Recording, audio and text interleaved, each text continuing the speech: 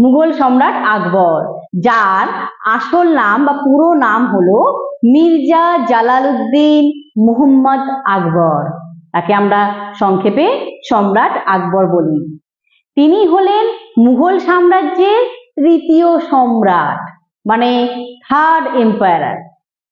তিনি ভারতবর্ষে শাসন করেছিলেন 1556 খ্রিস্টাব্দ থেকে 1605 খ্রিস্টাব্দ পর্যন্ত।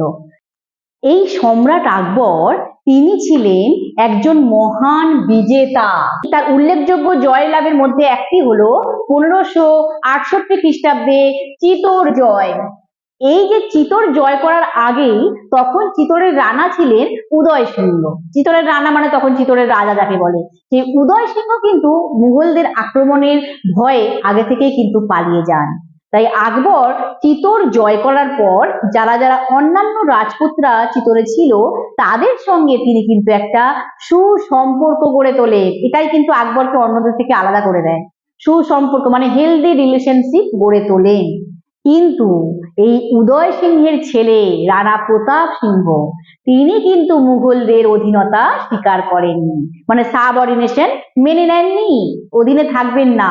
এবং তিনি কিন্তু মুঘলদের বিরুদ্ধে যুদ্ধ ঘোষণা করেন, যে যুদ্ধ হলদিঘাটের যুদ্ধ নামে পরিচিত।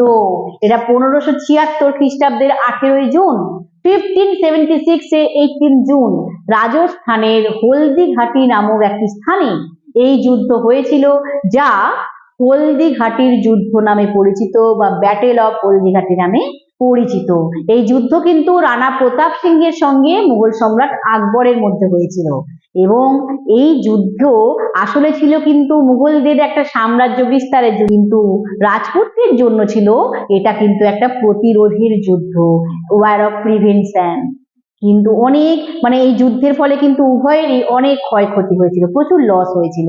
এবং অনেক চেষ্টা করে অনেক লড়াই করেও কিন্তু রানা প্রতাপ সিংহ শেষ পর্যন্ত কিন্তু জয়লাভ করতে পারেননি আকবরের বিরুদ্ধে, এবং তিনি কিন্তু হেরে গিয়েছিলেন এবং আকবরের জয়লাভ হয়েছিল।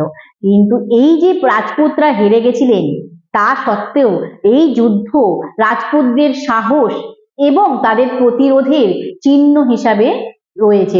তাই ভারতের ইতিহাসে কিন্তু এই হলদিঘাটির যুদ্ধের গুরুত্ব কিন্তু কিছু কম নয়।